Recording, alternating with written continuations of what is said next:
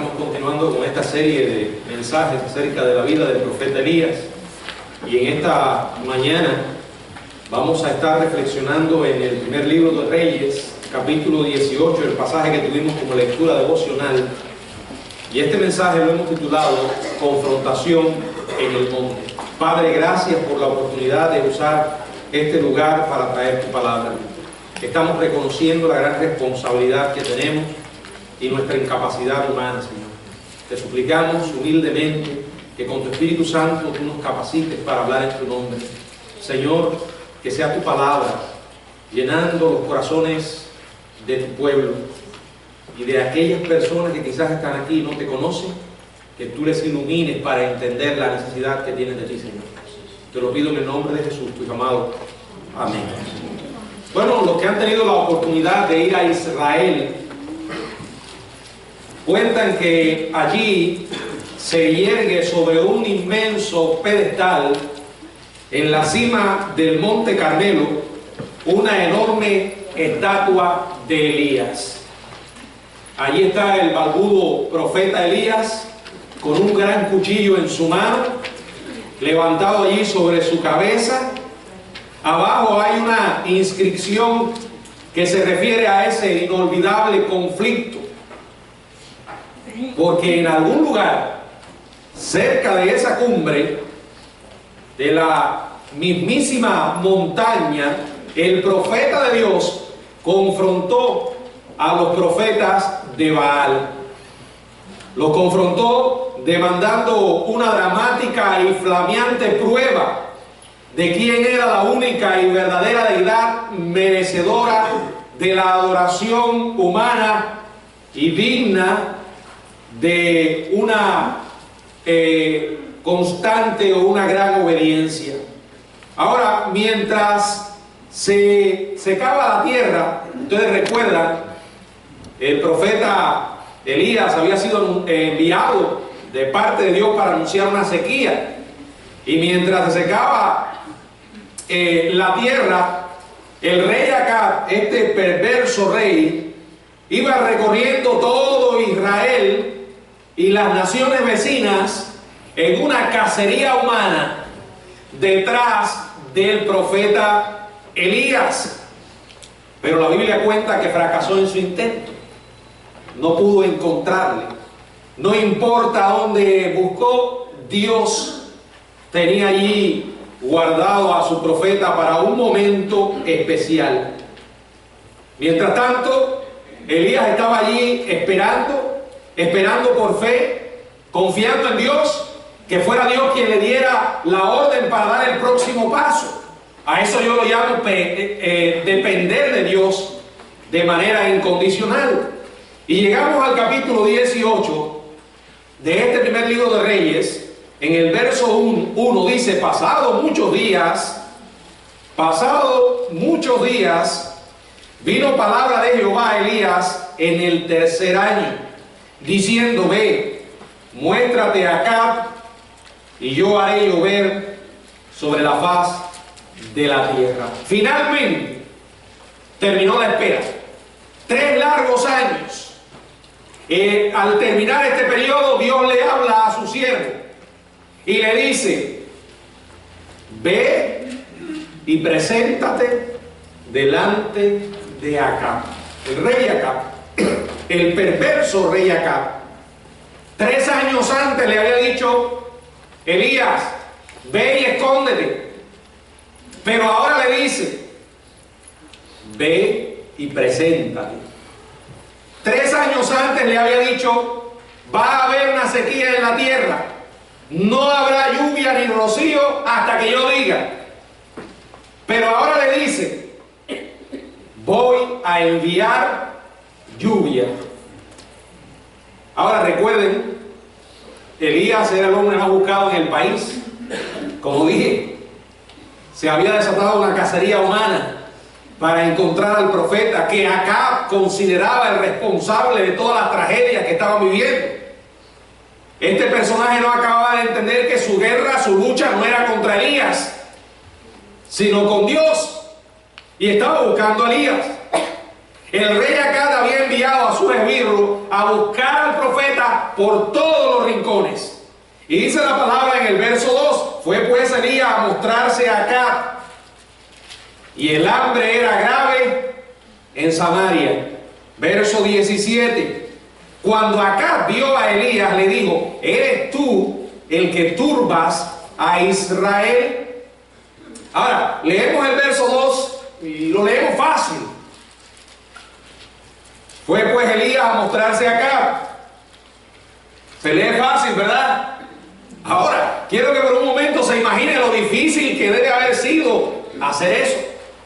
No lo mandó a una persona que era inofensiva, con la que usted va a compartirle un mensaje de parte de Dios por primera vez, por segunda vez, pero es alguien pacífico. Aquí estamos hablando del rey, un rey que se las traía. Y por si fuera poco, se había buscado una mujer peor que él.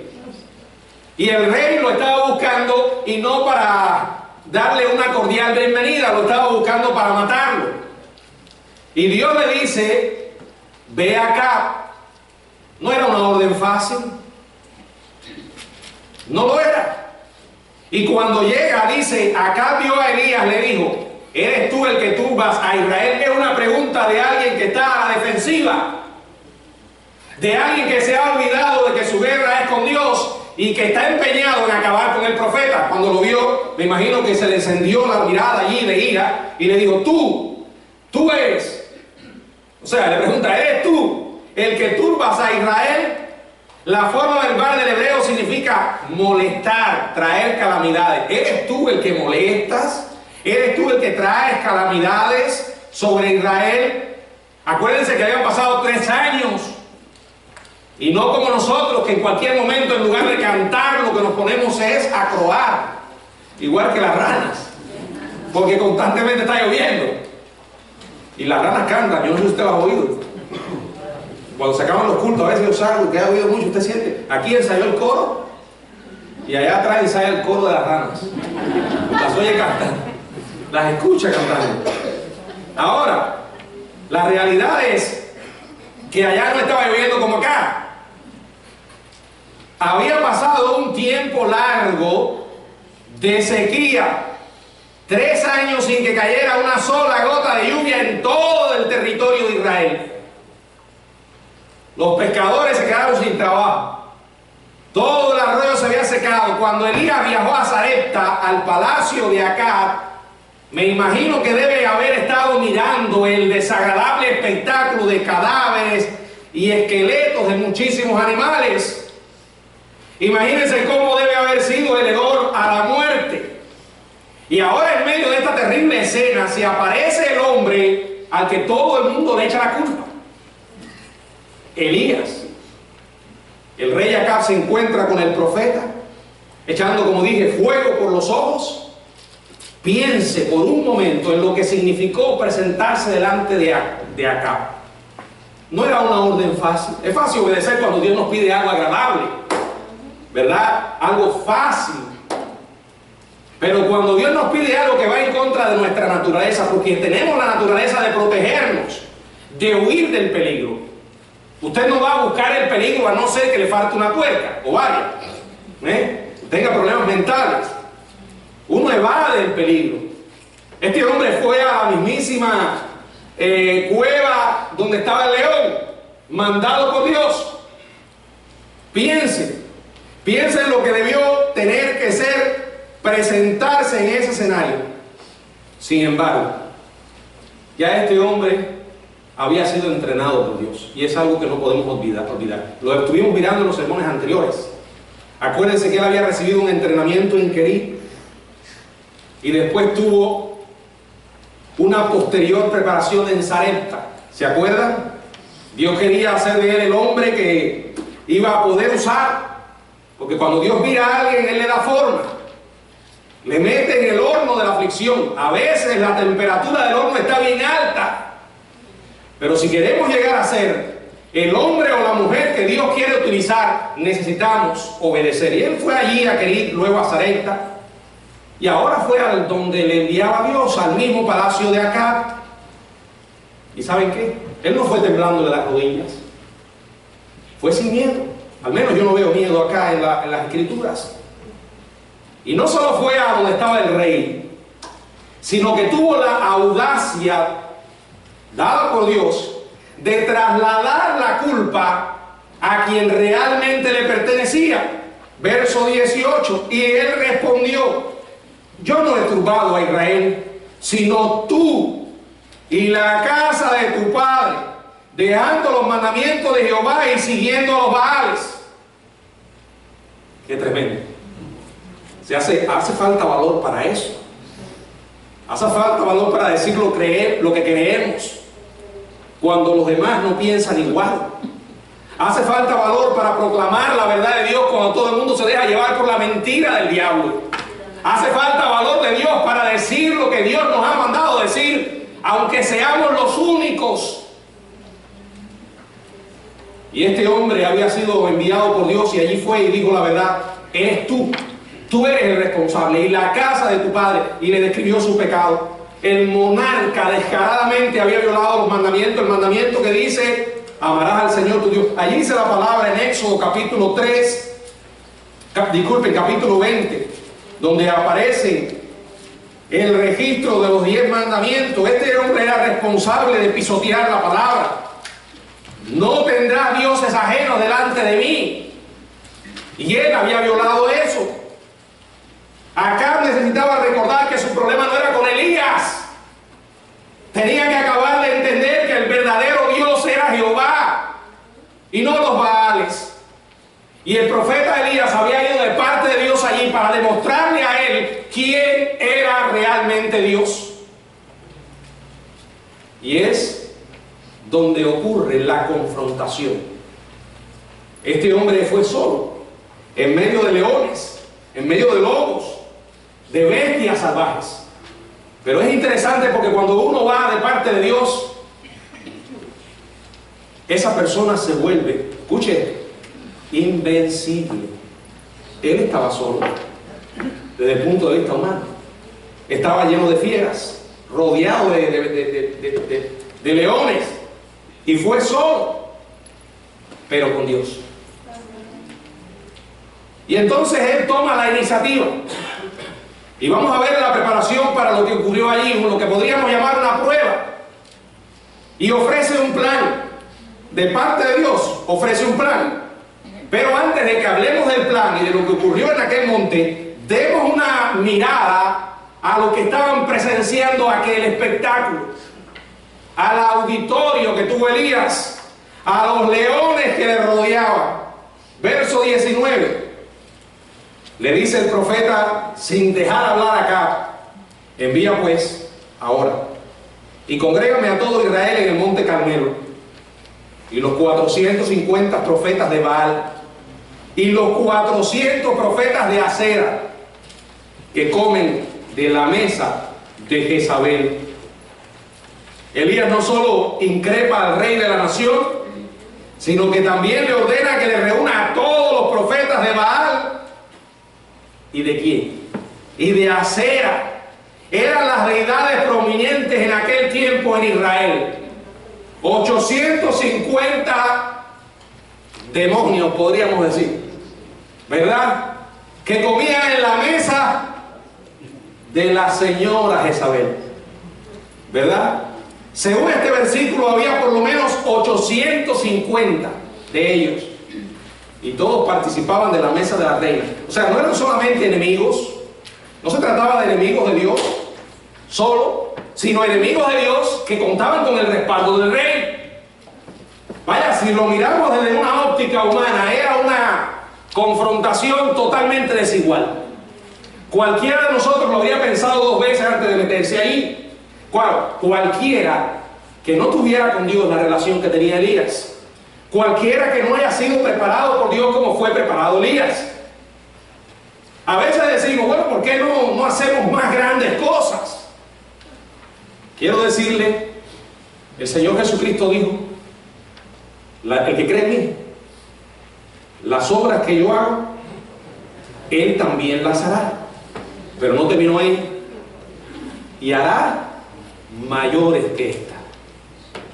Ahora, no se trata solo de buscar algo espectacular. Hermanos, que Dios nos use y que su poder se manifieste a través de nuestra vida implica pagar un precio.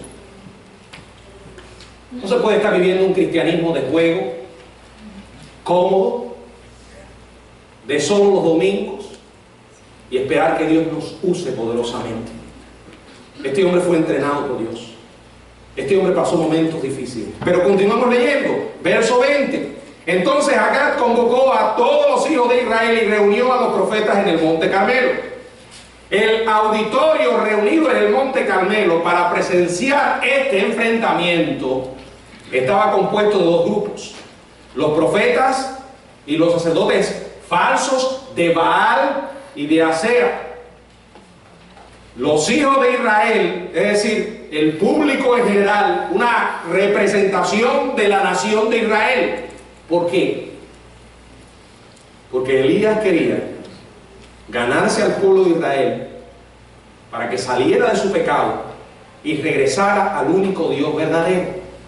Él quería transmitir un mensaje a aquel pueblo, deshacerse además de los profetas y sacerdotes falsos que había en el país. Así que él, sabiendo que la gente necesitaba una prueba para convencerse de quién era el Dios que él creía, buscó la manera de que hubiera la mayor cantidad de testigos posibles.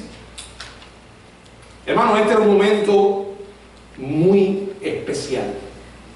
Es uno de los momentos en el Antiguo Testamento donde más milagros ocurrieron, en la época de Elías. Luego viene Eliseo. Dios estaba trabajando de una manera muy especial con un pueblo que había elegido y que había tomado la desacertada decisión de correr hacia lo malo, a la idolatría. Si usted lee la historia que hasta aquí ocurre en el libro de los reyes, hay una expresión que aparece una y otra vez, hablando de los reyes y del pueblo: e hicieron lo malo, e hicieron lo malo, e hicieron lo malo. Elías quería darle una lección a ese pueblo. Leemos verso 21. Y acercándose Elías a todo el pueblo dijo: ¿hasta cuándo? ¿Hasta cuándo claudicaréis vosotros entre dos pensamientos?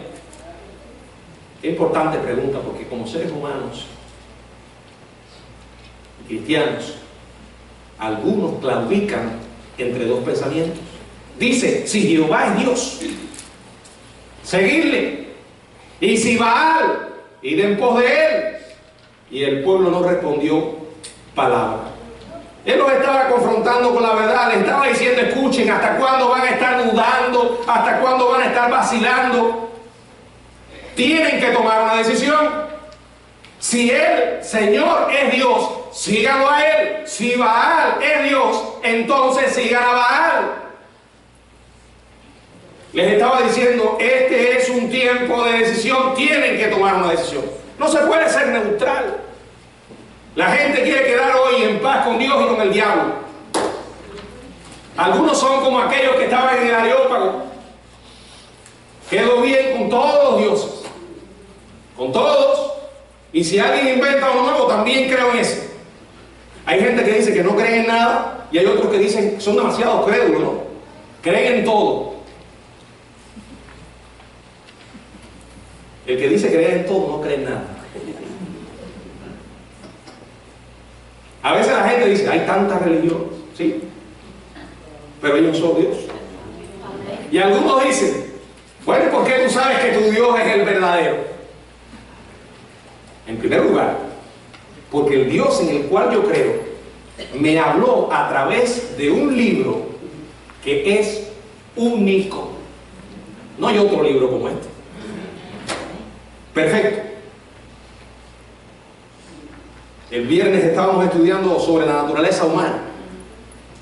Y yo le decía, cada vez que yo leo estos pasajes de Romanos, Efesios, que describen cómo es el hombre, vivo cada día más convencido de que el hombre no pudo haber escrito un libro como la Biblia.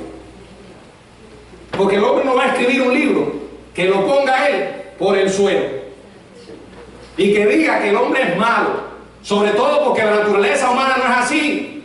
El hombre tristemente se cree que es bueno y se pasa la vida comparándose con otros. el hombre, aunque pudiera, no hubiese escrito un libro como la Biblia. Y no se trata solo de lo que dice la Biblia, sino que esas verdades que están aquí, cuando uno las cree, cambian nuestra vida. Segundo a los Corintios 5, 17 dice: si alguno está en Cristo. Y le voy a decir algo.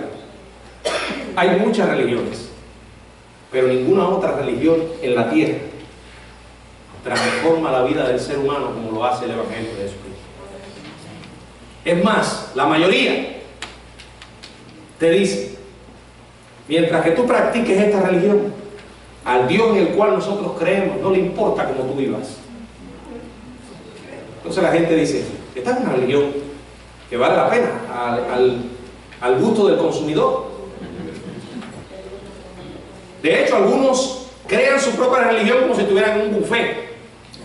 Te va al buffet allí y coge lo que le gusta, agarra lo que le quiere comer. Algunos crean su propia religión ahí. Pero este era un momento en que tenía que definirse la realidad. Como en estos tiempos, mucha gente hoy en día quiere estar encima de la cerca, caminando en el cordel. En el cordel solo caminan los acróbatas, que han entrenado muy bien, y algunos se han matado en eso. Uno no puede ser neutral, tiene que tomar una decisión. La gente no dijo ni una sola palabra. Lo más fácil de hacer en la hora de tomar una decisión es permanecer pasivo, en la zona neutral. Y eso fue lo que hicieron. Pero Elías no se desanimó. Estaba solo, superado numéricamente, pero invencible en las manos de Dios. Y ahora presenta la prueba. Y quiero que observen. Yo espero que usted haya traído la Biblia. Si usted no trajo la Biblia, perdóneme, pero usted viene a perder el tiempo. Búsquese una Biblia, porque usted no puede saber de qué yo estoy predicando si no lo está siguiendo. Y si no tiene una Biblia, hable conmigo, yo le voy a regalar una.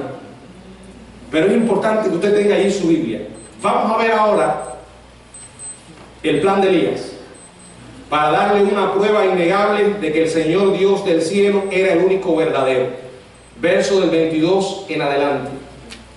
Y Elías volvió a decir al pueblo: solo yo he quedado profeta de Jehová. Mas de los profetas de Baal hay 450 hombres.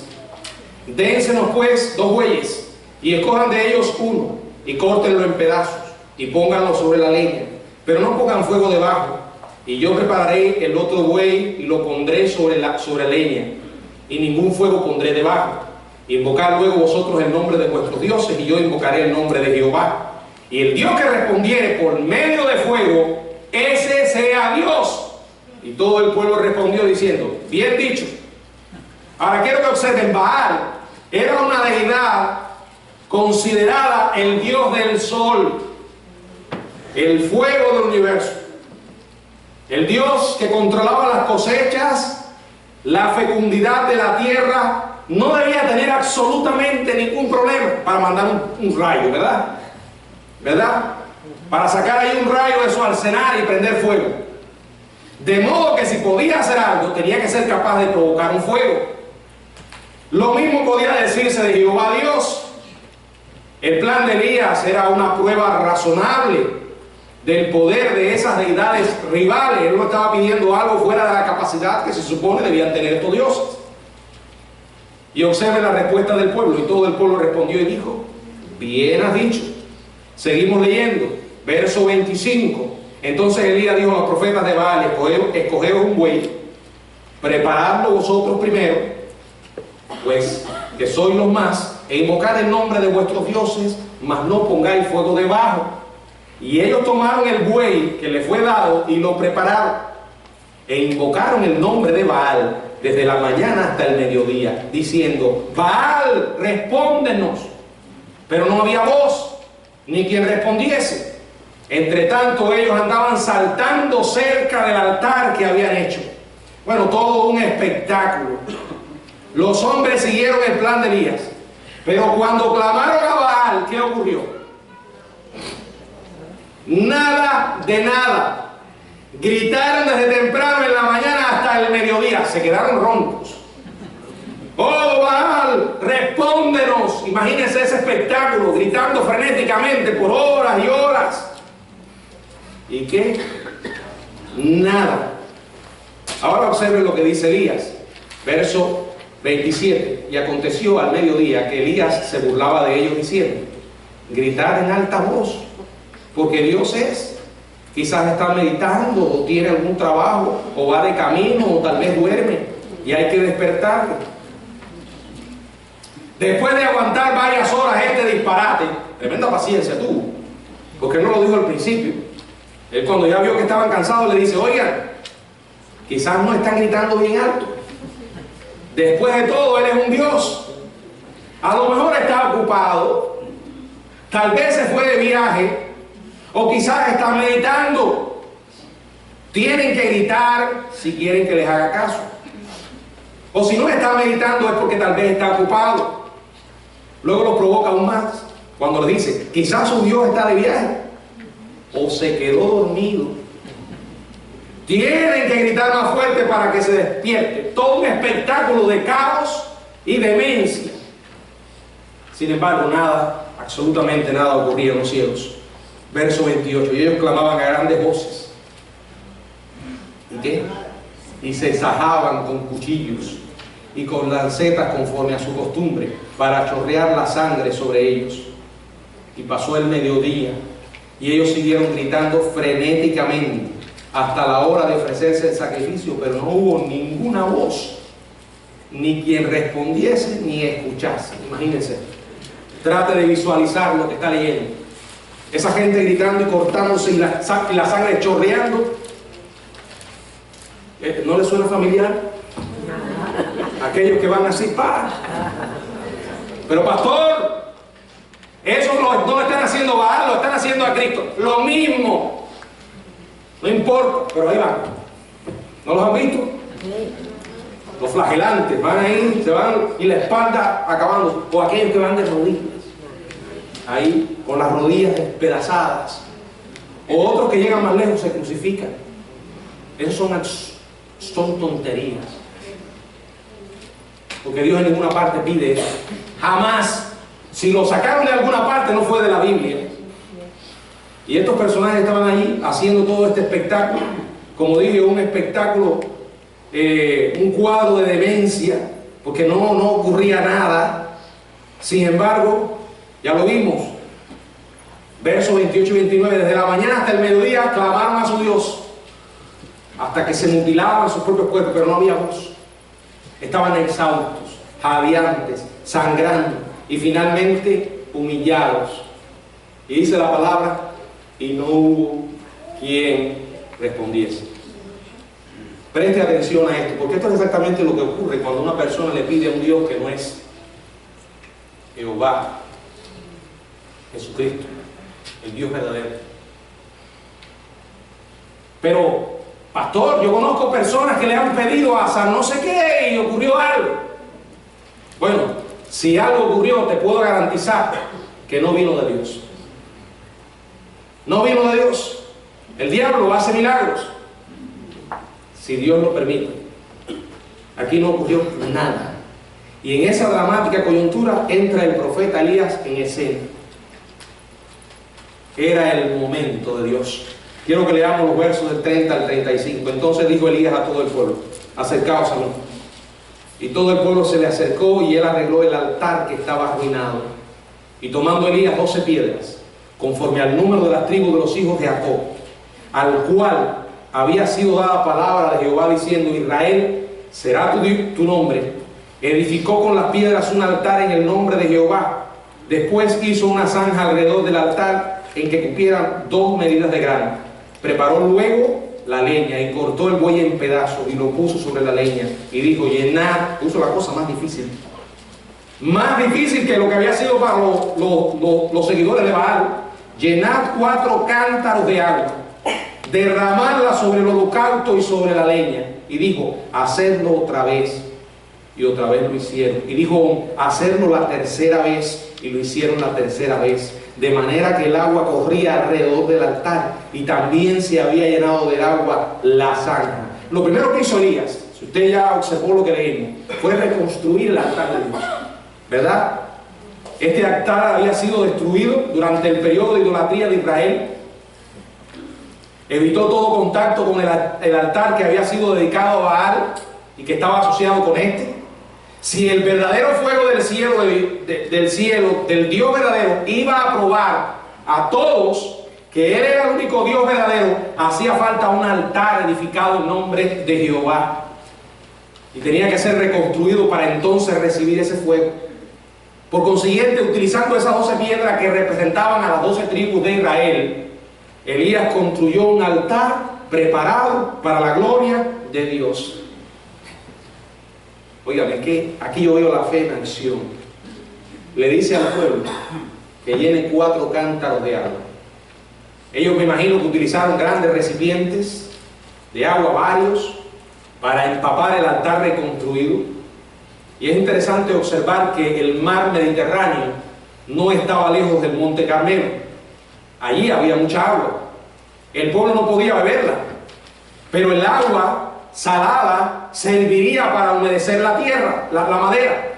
Hicieron este viaje 3 veces, de acuerdo con las instrucciones del profeta, hasta que la madera y la ofrenda estuvieron empapadas y hubo agua suficiente para llenar la zanja que estaba alrededor del altar.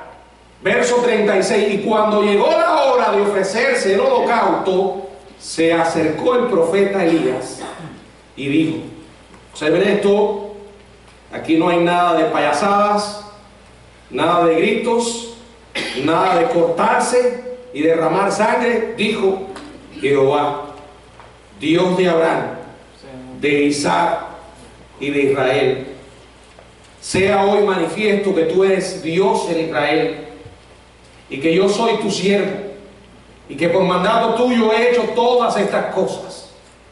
Respóndeme, Jehová, respóndeme, para que conozca este pueblo que tú, oh Jehová, eres el Dios, y que tú vuelves a ti el corazón de ellos.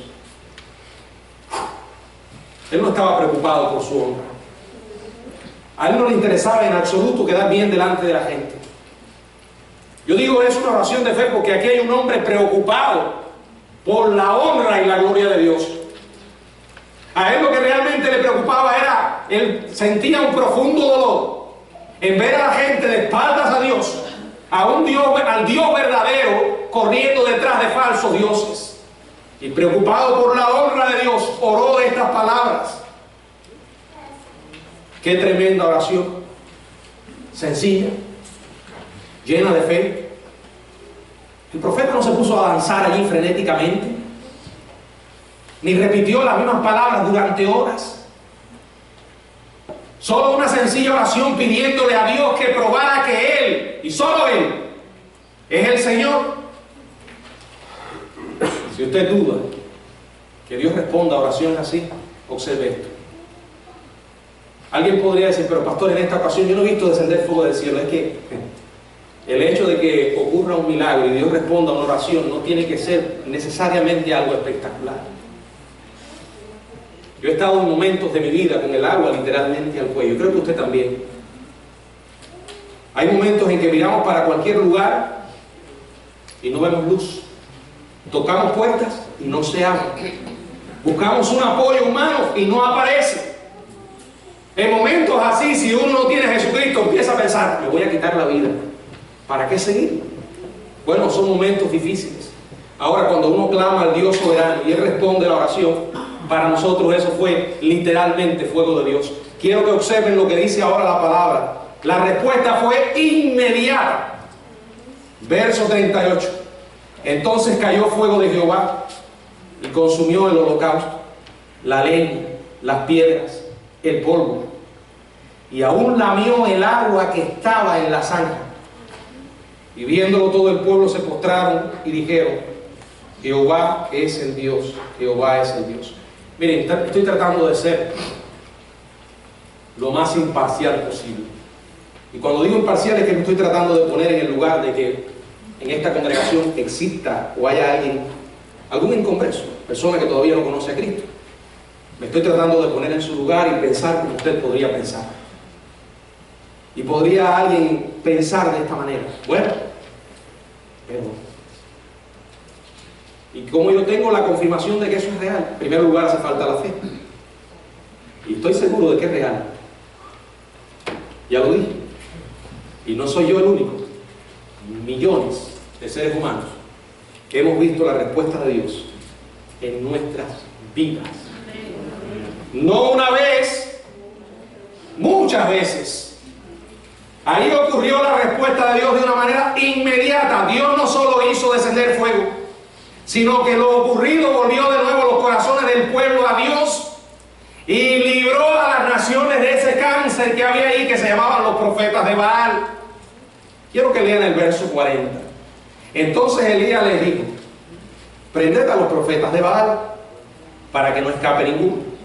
Y ellos lo prendieron y los llevó Elías al arroyo de Cisón y allí los degolló. Yo sé que una escena como esta puede herir la sensibilidad de algunos, sobre todo en estos tiempos cuando hemos visto todo ese desagradable espectáculo en las imágenes de televisión, donde el grupo terrorista ISIS sale y muestran las cabezas de las personas que mataron y las barbaridades que hicieron. ¿Puede alguien pensar? Fíjense, estoy tratando de ponerme, de ser un poco neutral, ¿verdad? Bueno, ¿y qué diferencia hay entonces entre esas barbaries y lo que relata la Biblia? Le voy a explicar cuál es la diferencia. En primer lugar, vamos a partir de una base. Si yo creo que Dios es Dios y es el único Dios, número uno, es el dador de la vida, y en segundo lugar, Él es el único que puede quitarlo. Elías no estaba orando en su propia fuerza. Elías estaba actuando de parte de Dios. En segundo lugar, el Dios que me ama profundamente es el mismo Dios que también me puede castigar. El mismo Dios que puede bendecir es el mismo Dios que puede arruinar.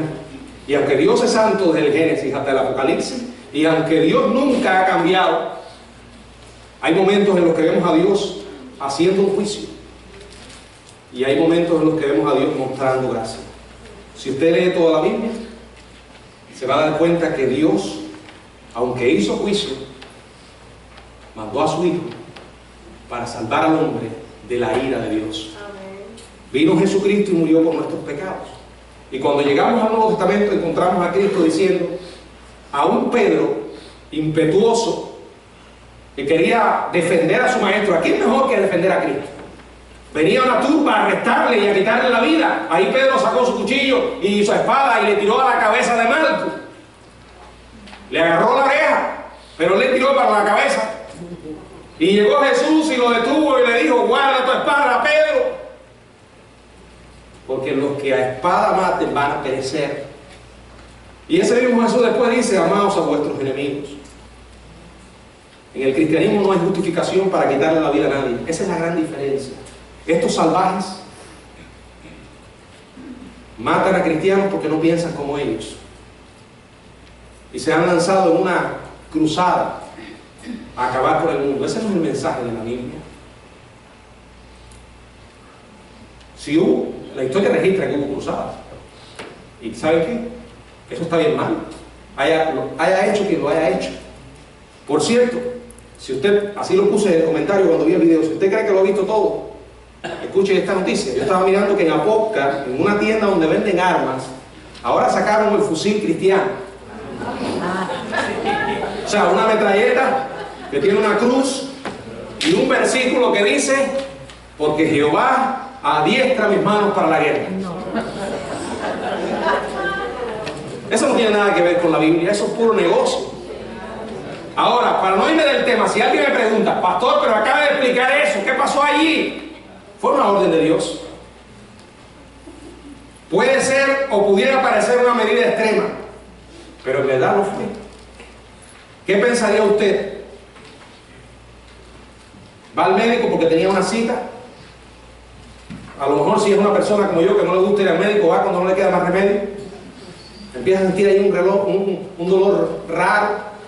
Se toma todas las pastillas habidas y por haber. La cosa sigue. En definitiva dice: tengo que ir al médico. No hay de otro. Y usted va al médico. El médico le encuentra después de unos exámenes una masa de células malignas creciendo rápidamente en su abdomen. Y le dice: mira fulano, creo que lo mejor será quitarte solo alguna de esas células. Me gustaría hacerte una cirugía menor. No te preocupes, la operación va a ser sencilla, te voy a dejar la mitad fuera, la otra se queda. Un buen médico mira esa masa mortal y ¿qué le dice? Tenemos que extirparle todas esas células y todo lo que esté contaminado a su alrededor. ¿Me va usted a decir a mí que eso es algo extremo? Es algo esencial. Los profetas de Baal en Israel eran un cáncer inmortal, hostil y contrario a Dios. Elías sabía que tenía que extirpar de raíz toda esa presencia de una amenaza tan impía, y por eso dio esa orden de parte de Dios. Ahora, es una historia antigua, pero con cuánta frescura llega a nosotros, con palabra de Dios. Y no quiero terminar sin considerar algunas verdades que podemos sacar de esta historia. Primera, cuando estamos seguros de que estamos dentro de la voluntad de Dios, somos invencibles. ¿Usted oyó eso? Si usted está obedeciendo a Dios, no tenga miedo. Pero pastor, que soy yo solo. Usted no conoce a esos muchachos con los que estoy en la escuela. Son leones y leonas. No los conozco, pero sí conozco a Dios. Si tú eres cristiano, no estás solo. Miren, escuchen esto. Nada mejor que estar seguro de que estamos en la voluntad de Dios. La ecuación no es nunca 850 contra 1. 450 de Baal, 400 de Acera, 850 contra Elías, 850 contra 1. No, esa está mal, la matemática esa. Es 850 contra 1 más ¿quién? Dios. ¿Captan la idea? Este hombre no tembló. Este hombre no varió en su posición. Este hombre no se puso gago. No. Él dio órdenes claras y precisas. No estuvo a la defensiva, estuvo a la ofensiva. Él sabía dónde estaba parado. Él literalmente que era invencible. Segundo, una lealtad dividida es algo tan malo como abrirse a la idolatría. Él le hizo la pregunta, ¿hasta cuándo van a claudicar entre Dios, entre dos opiniones? O sea, ¿hasta cuándo van a estar ahí jugando? Ustedes no pueden continuar viviendo por más tiempo en esa condición de lealtad dividida. Ustedes se acuerdan el mensaje a la iglesia de la Odisea.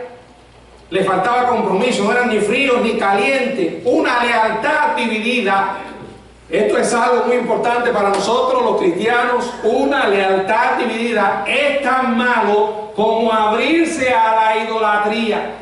Yo jamás tengo un ídolo en mi cuarto, ni tengo nada que no sea Dios verdadero. Una Biblia bien grande, versículos por aquí, versículos por allá, versículos en la casa, versículos en el carro. No se trata de eso. Se trata de si realmente Dios es para nosotros todo. Bueno, Dios, yo creo en Él lo suficiente para sentirme tranquilo, pero también hay que darle tiempo a otras cosas. Eso muchas veces son expresiones para justificar una lealtad dividida. Y la Biblia dice que eso es idolatría. Tercero, nuestra herramienta más efectiva es la oración. Cuando Baal fracasó en hacer su trabajo, Dios se dispuso a hacer el suyo.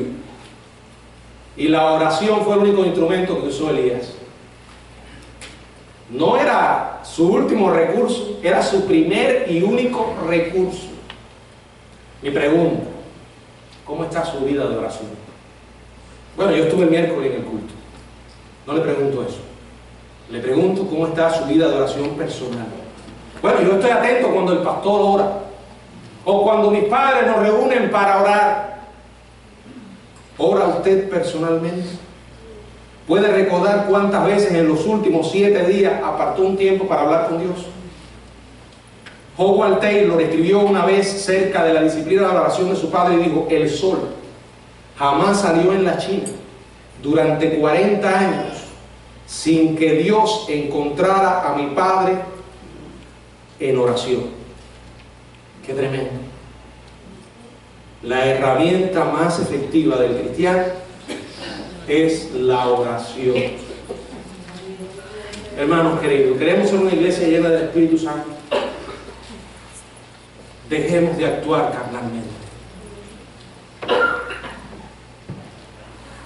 El movernos en las energías de la carne no resuelve los problemas. El andar hablando en los pasillos tampoco resuelve los problemas. Si las cosas no están marchando como usted cree, póngase a hablar.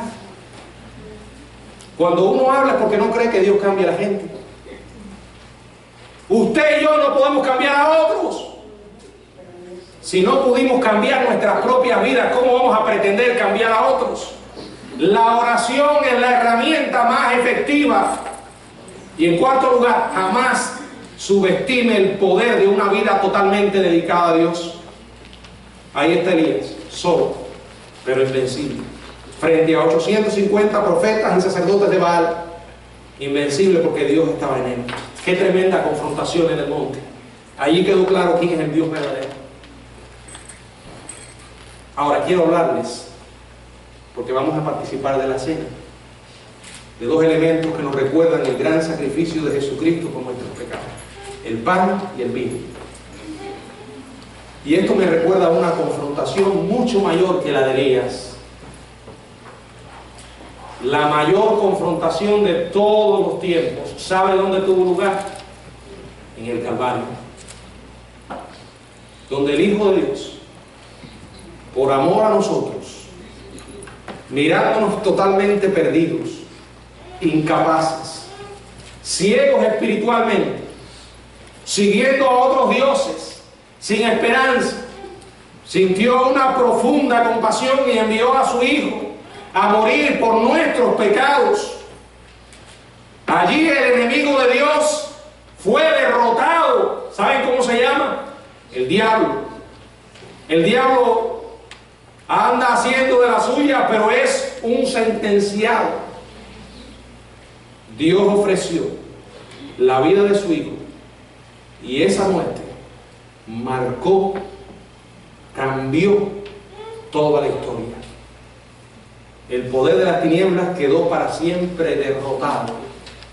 Y cuando usted y yo creemos hoy en Jesucristo como nuestro Salvador, la Biblia dice, Jesús dijo, o dice la palabra, mayor es el que está en vosotros que el que está en el mundo. Cristo alcanzó la victoria sobre el pecado, sobre la muerte y sobre el diablo. Hoy vamos a recordar este enorme sacrificio. Y cuando participamos de estos elementos que son puramente simbólicos, algunos a veces que vienen a la iglesia ven a los cristianos tomando el pancito y el vino y dicen, ay, yo quisiera participar de la comunión, comerme la hostia. Eso no es hostia, eso es un pedazo de pan.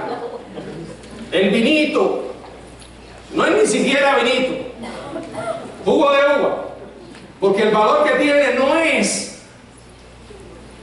el objeto en sí, sino lo que representa. El pan representa el cuerpo de Cristo ofrecido en la cruz, y el vino la sangre derramada. Si uno participa, ¿sí? Porque a veces hay algunos que deciden participar aunque el pastor no los invita. ¿Por qué? Porque esto es solamente para aquellos que entienden lo que es la salvación y que han recibido a Cristo. Yo no le voy a decir que no participe, pero si usted mete la mano y participa, lo único que va a hacer es ensuciarse la boca.